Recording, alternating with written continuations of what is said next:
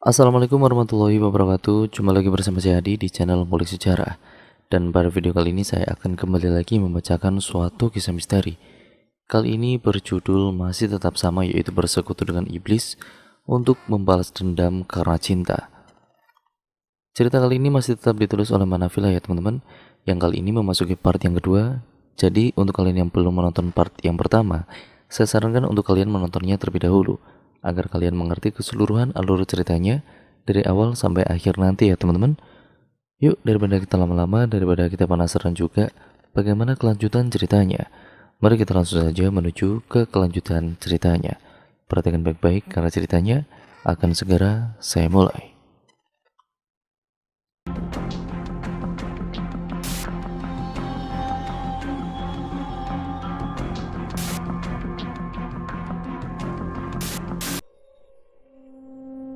Saki, ucap Zainab pelan sambil melebarkan pintu kamarnya. Namun saat pintu tersebut telah terbuka lebar, tidak ada seorang pun yang terlihat di luar, apalagi untuk menggedornya. Angin tiba-tiba menghembus dengan kencangnya. Suara desisan ular tiba-tiba terdengar lagi. Astagfirullahaladzim, ucap Zainab sambil terus bersikir dengan tasbih yang dia bawa. Karena hawanya semakin membuat bulu kuduknya merinding, Zainab segera menutup kembali pintu kamarnya. Namun belum sampai ia menutupnya, Mayang tiba-tiba mengagetkan Zainab. Muka Mayang yang masih penuh dengan darah dan bajunya yang sudah robek tidak karuan serta hijab yang ia kenakan sudah lepas sehingga rambutnya terurai acak-acakan dengan mendadak muncul di depan wajah Zainab. Mayang berkelantungan di depan pintu layaknya seekor kelelawar. Sontak, wajah Mayang yang sangat dekat dengan Zainab membuat Zainab berteriak histeris dan segera lari menjauhi Mayang. Mayang pun tidak diam begitu saja, ia merayap bagaikan cicak mengelilingi kamar Zainab. Wajah Zainab sangat tegang, kepalanya semakin pusing ketika melihat Mayang terus berputar-putar mengelilingi tembok kamar tidurnya. "Mayang, kenapa dengan kamu nak?" ucap Zainab tiba-tiba tersungkur kaku.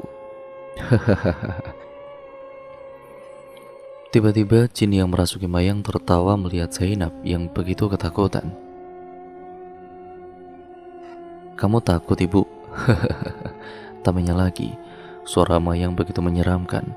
Suara lelaki serak ditambah seperti ada sesuatu yang mengganjal di tenggorokannya, sehingga di saat ia berbicara terkesan besar dan juga tidak begitu jelas.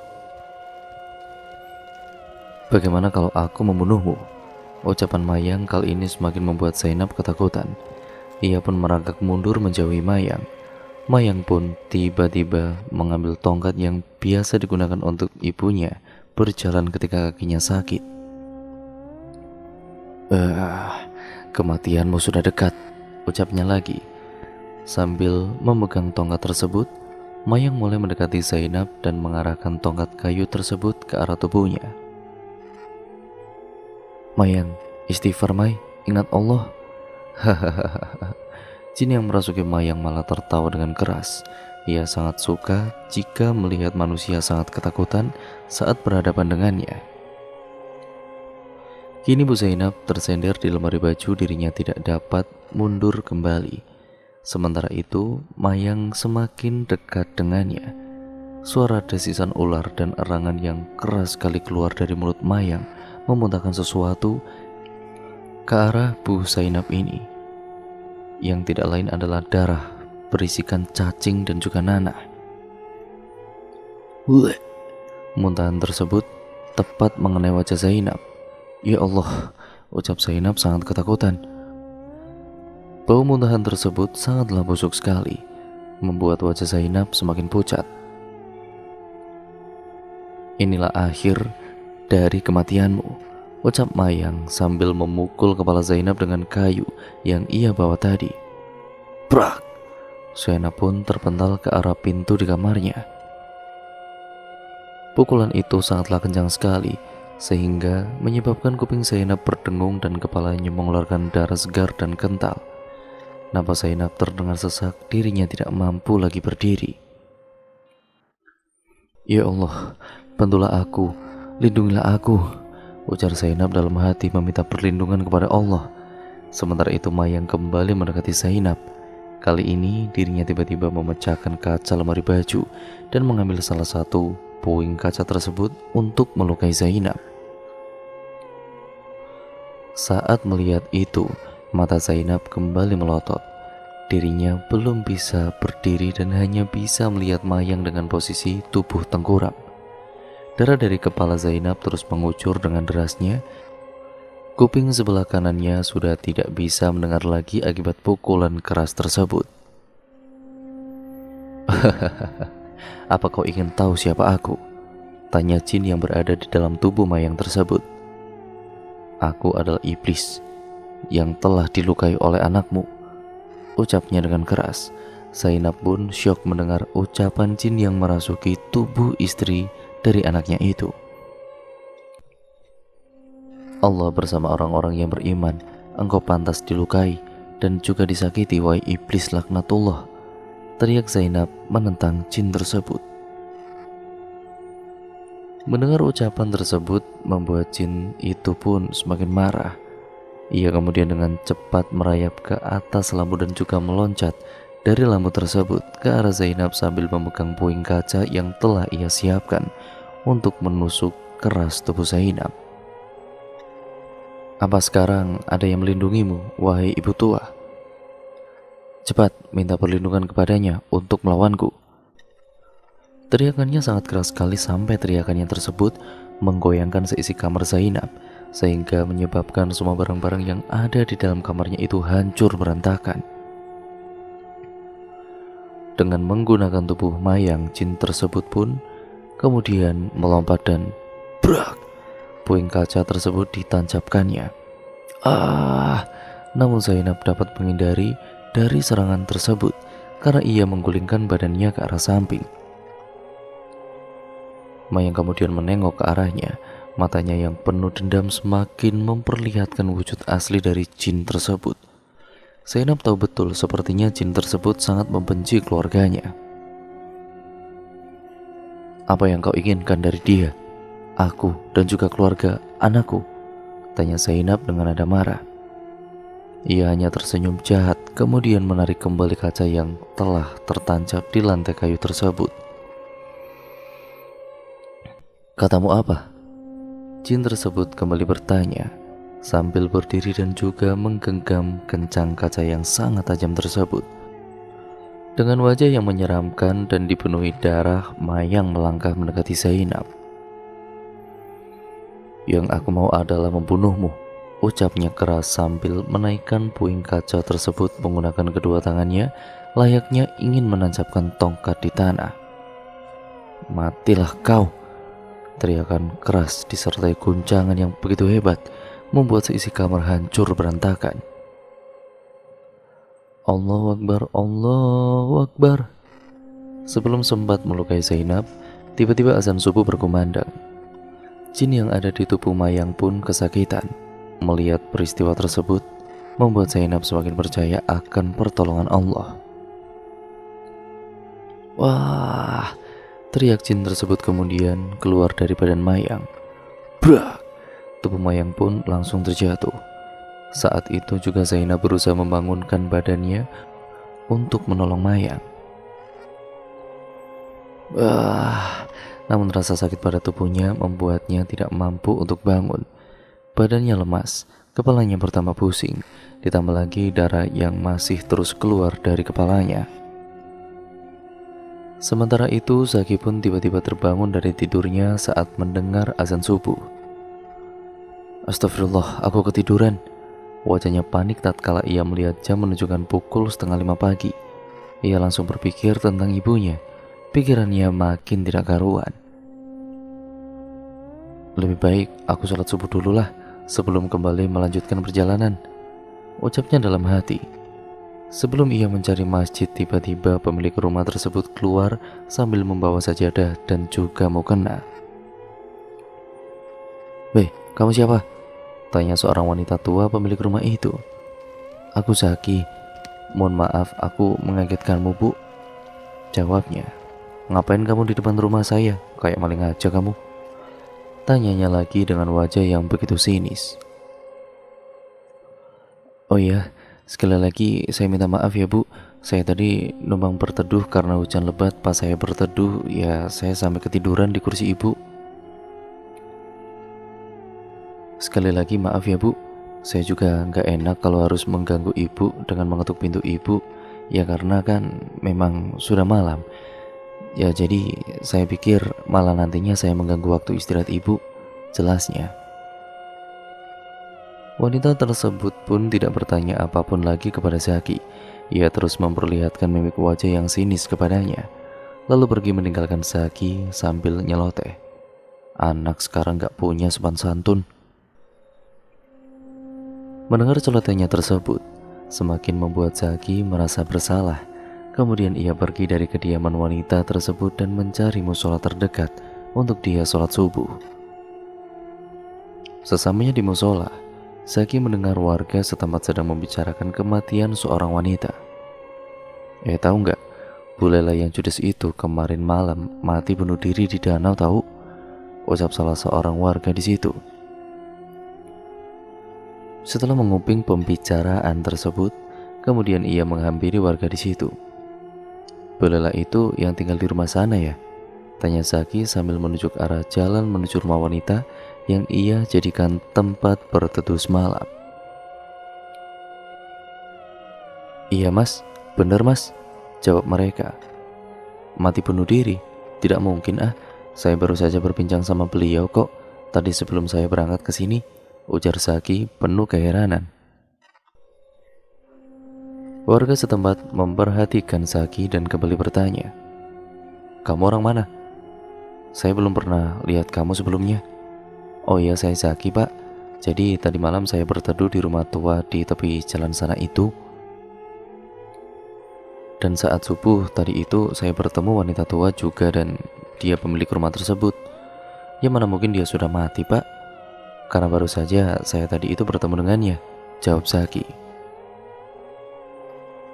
Warga tersebut kemudian berasumsi bahwa arwah Lela Gentayangan karena semasa hidupnya dia seorang pendukun. Pendukun? Tanya Zaki keheranan. Iya mas, banyak banget orang yang mati karena ulahnya yang nyantet sama guna-guna orang.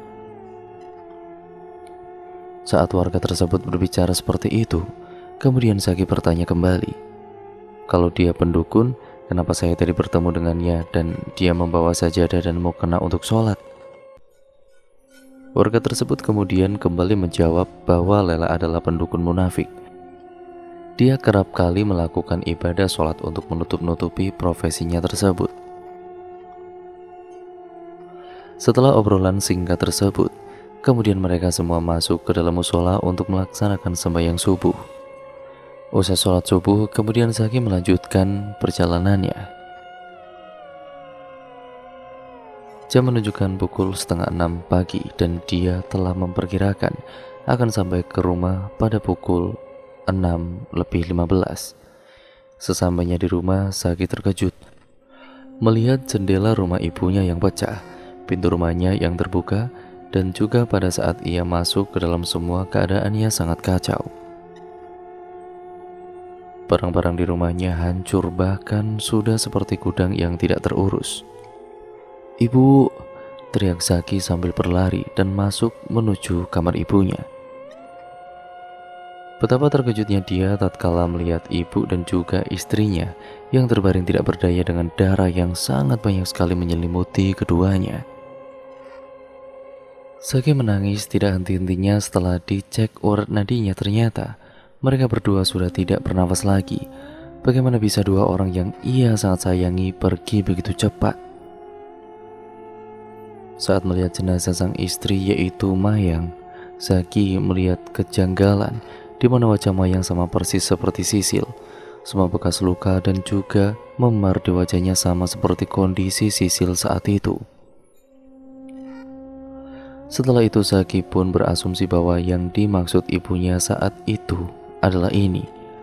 Mayang disihir sama seperti Sisil, ujar Zaki dalam hati. Setelah itu Zaki pun segera mengurus jenazah mereka. Yang sabar ya Pak.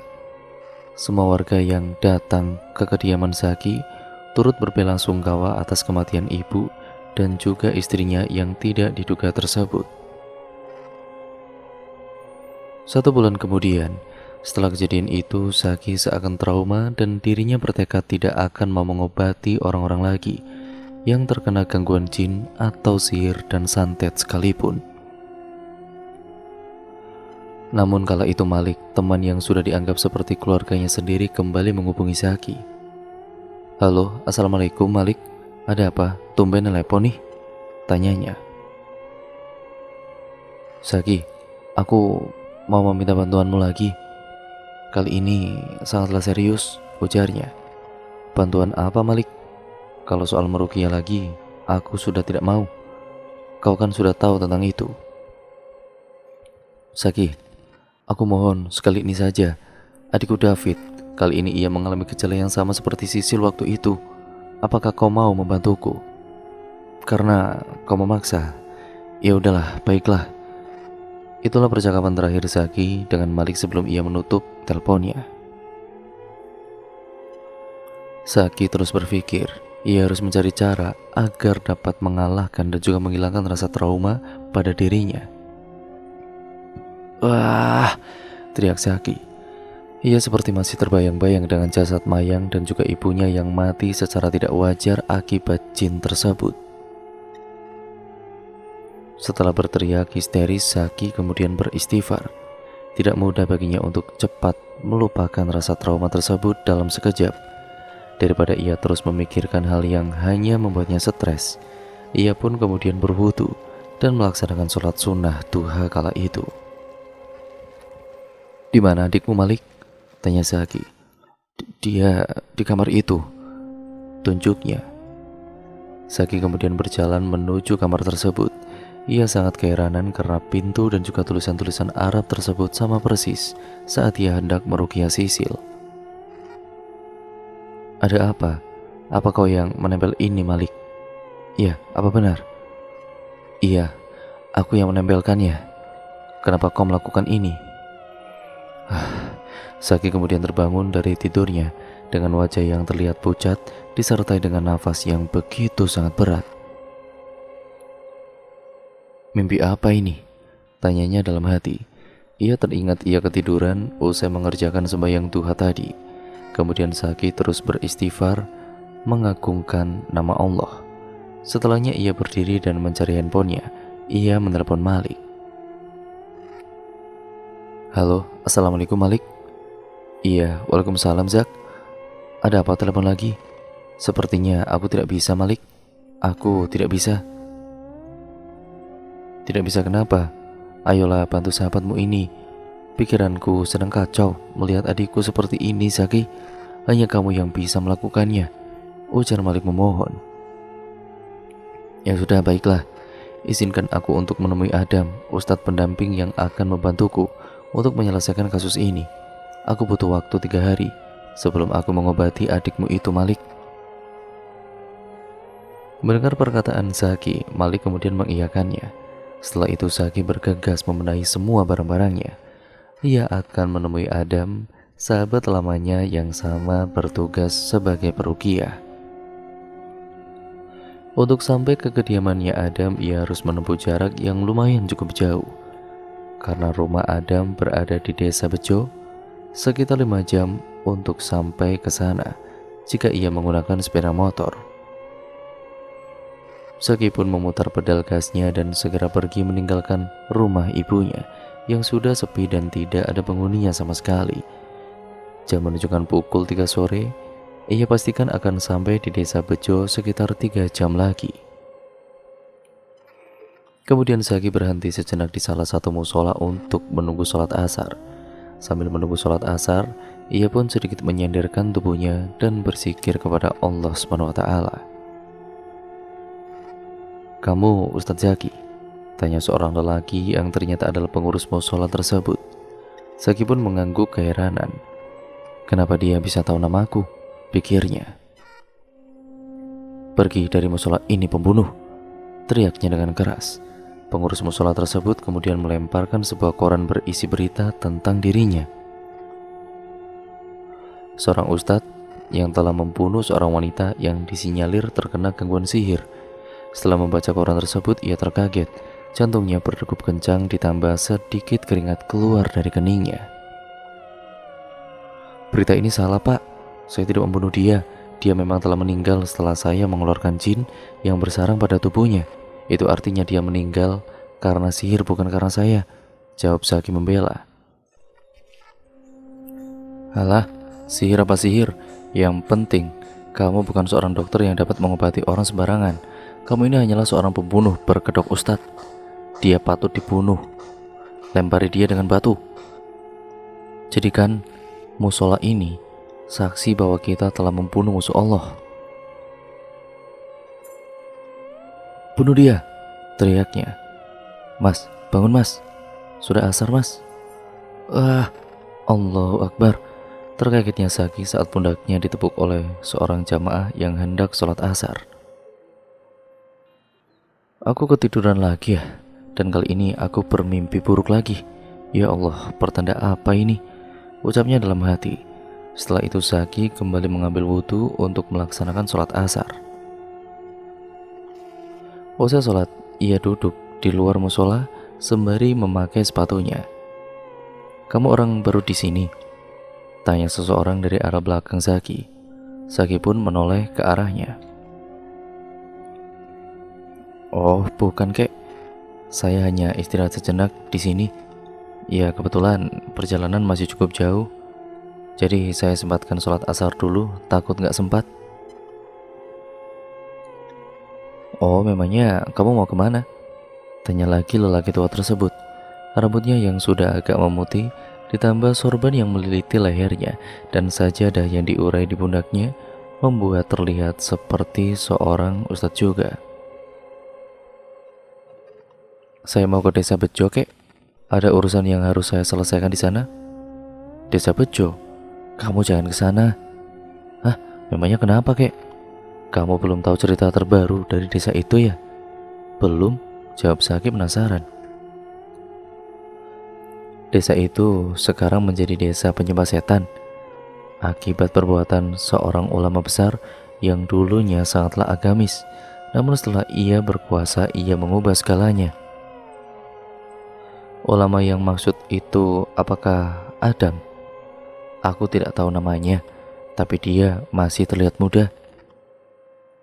Aku sarankan agar kamu mengurungkan niat kamu untuk pergi ke sana," tambahnya. Mendengar perkataan tersebut membuat Zaki semakin penasaran, namun tekadnya untuk pergi ke sana harus ia selesaikan. "Aku akan tetap ke sana," jawab Zaki. Kakek-kakek tersebut kemudian berjalan dan pergi meninggalkan Zaki. Sebelum ia pergi, ia berpesan, "Aku sudah peringatkan kamu." Zaki pun kemudian menengok ke jam di tangannya pukul 16 ataupun 4 sore. "Aku harus segera berangkat agar tidak kemalaman," ucapnya dalam hati. Ia kemudian mengendarai motornya lagi dan melewati perjalanan yang cukup terjal. Namanya juga desa, jalannya ya tidak terlihat bagus, apalagi di sekelilingnya masih dibatasi dengan semak belukar. Jam pun telah menunjukkan pukul 16:05. 15 menit lagi ia akan sampai di desa Bejo. Sebelum sampai di desa Bejo, tiba-tiba Zaki bertemu dengan Adi. Ia pun memberhentikan motornya. "Astagfirullah, Adi, sedang apa kamu di sini?" tanyanya. Tubuh Adi perlinangan darah, terlihat bekas cambukan di sekujur tubuhnya. Betisnya bolong seperti disundut oleh besi panas. Ia merangkak dan tidak berbicara. Bibirnya pucat, wajahnya babak belur seperti habis dipukuli oleh puluhan orang. Ia hanya mengerang kesakitan. "Biar ku bantu," ucap Zaki. Langsung membopong tubuh Adi dan menaikkannya ke motor. "Zak, aku mohon, kamu jangan ke desa Bejo. Di sana banyak orang zolim. Ini yang mereka berbuat kepadaku," ujar Adi sambil terbata-bata dalam berbicara. Saki pun berpikir sejenak. Ia bingung sekali ingin memilih lanjut atau langsung pergi ke rumah Malik membawa kakaknya ini. "Aku sepertinya sekarat," teriak Adi. Kepanikan semakin dirasakan olehnya. Ia pun memutuskan untuk pergi ke rumah Malik mengantarkan adiknya ini. Ia berpikir lebih baik ia segera membawa adik ke rumah sakit di sana daripada dia harus mementingkan egonya. "Aku akan ke rumah Malik. Itu tandanya aku akan langsung merugi adiknya. Apakah aku bisa melakukannya sendiri?" Itulah yang Zaki rasakan saat ini. Bimbang, takut, dan rasa trauma itu menjadi satu dalam tubuhnya. "Pegangan yang keras ya, aku akan membawamu pulang," ujar Zaki sambil memutar arah motornya dan kembali untuk mendatangi rumah Malik. Kala itu hari semakin malam dan juga gelap. Zaki terus melajukan dengan kecepatan yang sangat-sangat tinggi. Ia merasa bahwa Adi harus segera mendapatkan pengobatan. Pada pukul 9, Zaki telah melewati pelang bertuliskan dusun Pamana, yang artinya sebentar lagi ia akan sampai ke rumah Malik. Namun saat Zaki sedang melihat kaca spion motornya, ia tiba-tiba melihat mulut Adi menganga mengeluarkan darah dari mulutnya, disertai lidahnya yang menjulur panjang seperti ular yang akan memangsa korbannya. Lidahnya tersebut menjulur sampai melilit leher Zaki. "Astagfirullahaladzim," ucap Zaki yang dengan cepat menekan pedal rem motornya dan berusaha melepaskan lilitan lidahnya yang semakin mencengkeram leher Zaki. "Adi, apa yang kau lakukan?" teriak Zaki dengan suara yang serak, karena lilitan tersebut semakin bertambah kencang tatkala ia berusaha melepaskannya.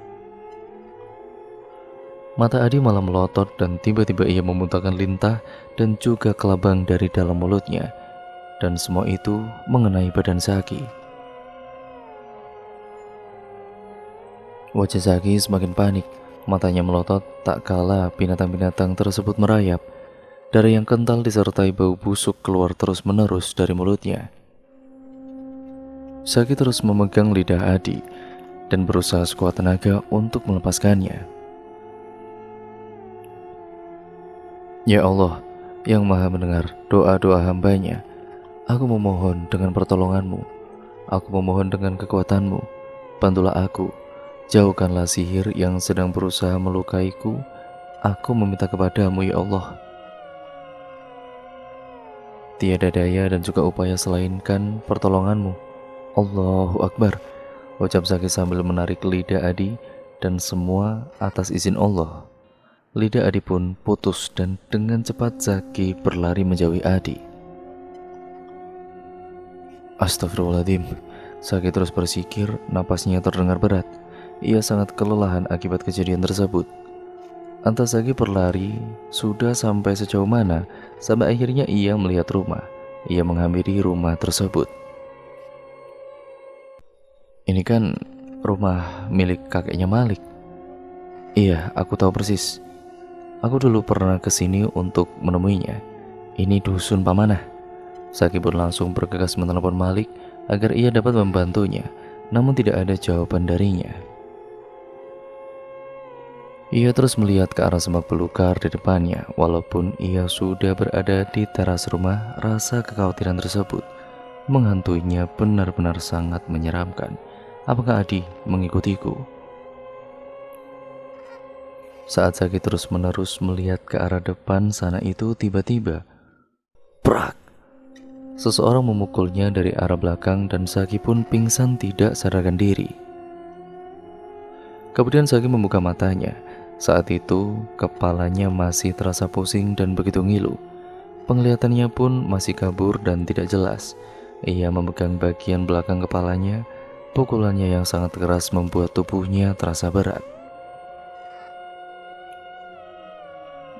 "Di mana ini?"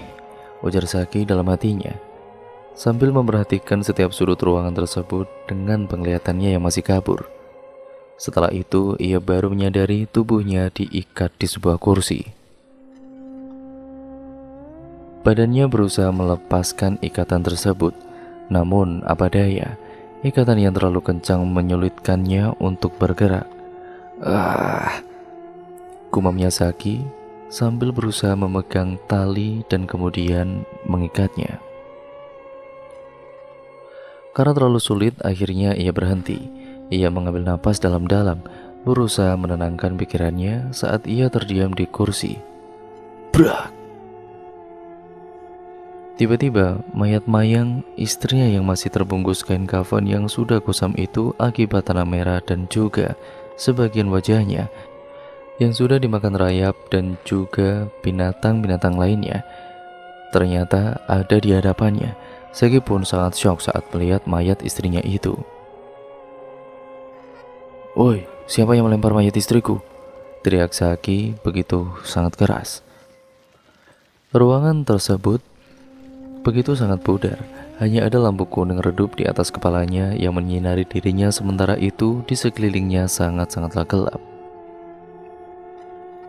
Tiba-tiba keluarlah seorang kakek-kakek tua dari sudut ruangan yang gelap gulita itu. "Sagi Abdul Ihsan, benar kan?" tanya kakek tua tersebut kepadanya.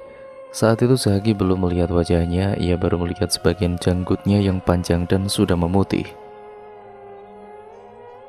"Siapa kau dan apa maumu?" tanya Sagi kepadanya.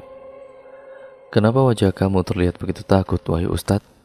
jawab kakek itu sambil berjalan ke arahnya dan menambahkan siapakah dirinya. "Astagfirullah," ucap Sagi saat melihat siapa orang tersebut. "Kau kan?" Kakek tua tersebut masih membawa ayam kampung yang telah terpotong kepalanya. Darah segar yang terus menetes ke lantai tatkala kepala ayam tersebut bergerak. "Kau yang pernah aku temui waktu itu kan? Ada urusan apa kau denganku?" tanya Sagi kepadanya. Wajahnya semakin pucat, terlihat keringat terus mengucur deras dari arah dahinya. "Aku tidak ada urusan denganmu, tapi..." jawab kakek tua tersebut sambil tersenyum dan mengelus-ngelus kepala ayam yang sedang ia bawa. "Aku yang punya urusan denganmu," teriak seseorang dari balik sudut ruangan yang gelap. "Siapa kau?" jawab Sagi dengan teriakan yang begitu keras. Kenapa Pak Ustadz? Takut? Suaramu seperti tidak asing di telingaku. Tunjukkan jati dirimu, dasar iblis," teriaknya lagi. Sagi pun menoleh kembali ke mayat istrinya. "Dasar manusia kafir, kembalikan mayat istriku ke kuburannya lagi," bentak Sagi. "Kau pikir kau tidak kafir, Pak Ustadz?" Kakek tersebut menjawab pertanyaan Sagi sambil melotot. "Kita lihat seberapa kuat kau menghadapi semua ini. Kalau kau memang seorang peruqyah, coba ruqyah semua iblis yang ada di dalam tubuh orang-orang ini." Brak! Tiba-tiba terlihat ada Adi, kakaknya Malik, didorong masuk oleh kakek tua tersebut sambil dipegang rantainya bak anak anjing yang hendak dibawa pergi. Adi?" ucap Sagi dengan begitu terkejut. Kondisi Adi masih sama seperti apa yang ia lihat. Jin telah merasuki tubuhnya. Brak! Kemudian terlihat David, adiknya Malik, didorong masuk kembali dan memperlihatkan kondisi yang sama.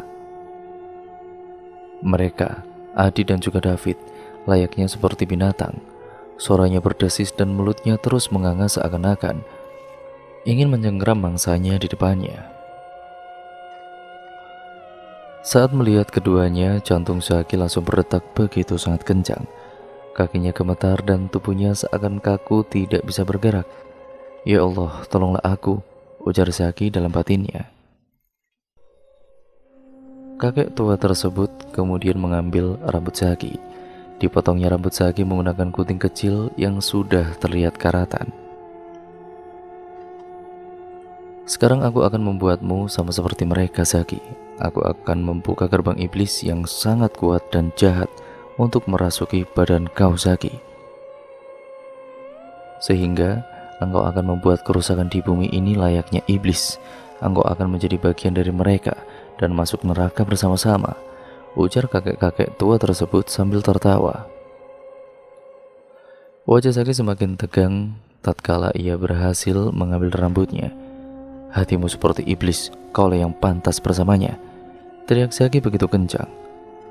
"Bisakah kau hentikan bacotanmu itu? Sebentar lagi kau akan jadi pengikutku." Wah, Zaki kemudian berusaha melepaskan ikatan yang ada di tubuhnya. "Mau kemana? Kau tidak akan mampu melepaskannya, Pak Ustadz.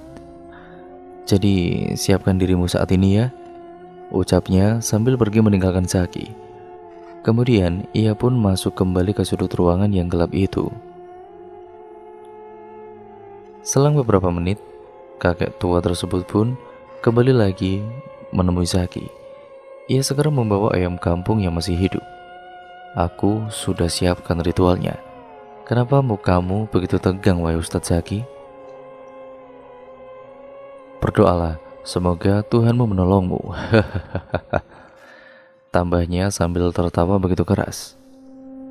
"Kau memang benar-benar iblis. Kau tidak mempunyai hati. Hidupmu sesat. Allah akan menolongku. Aku percaya itu. Aku tidak pernah takut dengan manusia sepertimu." "Sepertinya aku harus segera membungkam mulutmu itu sekarang ya." Kakek tua tersebut pun kemudian memasukkan rambut Zaki ke dalam sebuah mangkuk kecil. Kemudian ia memotong kepala ayam kampung tersebut. Darah ayam kampung itu ia masukkan ke dalam mangkok berisikan rambut Zaki. Dengan menggunakan mantra-mantra ia berusaha menyihir Zaki. Tatkala Zaki melihat kejadian tersebut, kemudian ia segera membaca ayat-ayat suci Al-Quran, meminta kepada Allah agar sihir yang sedang dilontarkan tersebut tidak dapat merasuki tubuhnya. "Ya Allah, bantulah aku. Berilah aku pertolonganmu. Aku rela mati demi menjaga imanku darinya. Aku tidak ingin tertipu daya dengan mantra-mantranya. Hanya kepadamu lah ya Allah aku memohon perlindungan, dan hanya kepadamu lah aku memohon pertolongan," ucap Zaki dalam hatinya. Saat itu kakek tua tersebut kemudian meminum darah ayam kampung beserta rambut Zaki. Ia pun kembali membacakan mantra-mantranya. "Terbukalah gerbang iblis," ucap kakek tua tersebut di akhir kalimat dari mantra yang ia bacakan. Saat itu, tiba-tiba kepala Zaki terasa berat dan pusing. Wajahnya memucat dan bibirnya terlihat sangatlah kering dan pecah-pecah. "Wah!" teriak sosok iblis berwajah hancur dan matanya buta di depan wajah Zaki. Kemudian, iblis tersebut berusaha membuka mulut Zaki. Saat Zaki dipaksa membuka mulutnya, iblis tersebut kemudian masuk ke dalam tubuh Zaki melalui mulutnya, dan seketika mata Zaki pun langsung melotot. Matanya menjadi putih, tidak ada bola mata berwarna hitam di tengahnya. Wajahnya berubah menjadi sangatlah buruk rupa, diikuti dengan urat yang begitu besar menonjol dari arah dahinya. Saat itulah gerbang iblis terbuka, di mana seorang iblis yang dirantai dan diikat dikeluarkan dengan cepat oleh seorang ahli sihir. Gerbang yang tadinya tertutup di alam gaib kini terbuka dan dimasukkan ke alam manusia. Zaki yang telah dirasuki oleh iblis jahat suruhan kakek tua tersebut kini mengikuti setiap perintah dari kakek-kakek itu. "Bagus, bagus.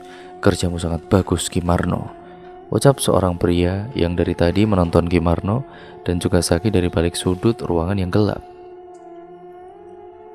"Apa yang akan kita lakukan sekarang? Aku sudah mengendalikannya. Apakah kita langsung membunuhnya saja?" "Jangan dulu kita bunuh. Aku masih belum puas dengan ini. Aku ingin Zaki membunuh sahabatnya terlebih dahulu yang ada di desa Bejo sana. Kalau begitu sekarang saja kita ke sana." "Jangan terlalu buru-buru, Marno. Pukul 12 kita harus segera menemukan sahabat Zaki tersebut. Aku ingin melihatnya membunuh sahabatnya dengan tangannya sendiri. Ini akan menjadi siksaan yang pedih untuknya," ucap pria tersebut sambil tersenyum jahat. Tepat pukul 12 malam, astagfirullahaladzim, terdengar Adam sedang beristighfar di kamarnya. Krik, krek, brak. "Suara apa itu?" tanya Adam dalam hatinya. seperti berasal dari loteng rumah. Tambahnya lagi, "Aminah, Aminah, apa itu kau?" teriak Adam. Kemudian Adam bergegas mencari Aminah, istrinya. "Kemana Aminah? Sudah larut seperti ini, apa dia ke dapur?" Lanjut Adam berjalan mencari istrinya ke arah dapur. Kemudian terdengar suara seseorang yang sedang mengobrak-ngabrik makanan. "Aminah." Kemudian Adam pun masuk ke dalam dapur sambil terus memanggil nama istrinya. Langkahnya yang pelan tanpa disertai suara membuat suasana rumahnya semakin sepi. "Aduh, kau ini mengagetkanku saja, Aminah. Sedang apa kau di sana?" tanya Adam. Ia pun menghampiri istrinya tersebut. Namun saat ia hendak memegang pundak Aminah, tiba-tiba leher Aminah memutar sebanyak 90 derajat layaknya burung hantu, dan mulutnya dipenuhi darah akibat daging mentah yang ia sedang makan itu. "Wah!" teriak Aminah sampai menjadikan ruangan di situ bergetar.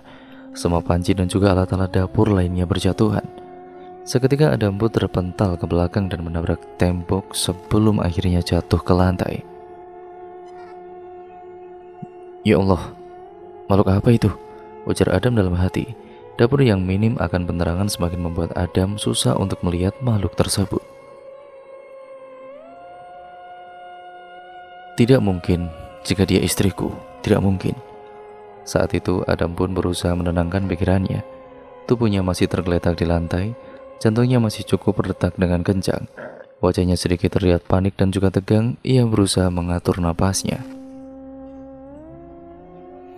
"Ah!"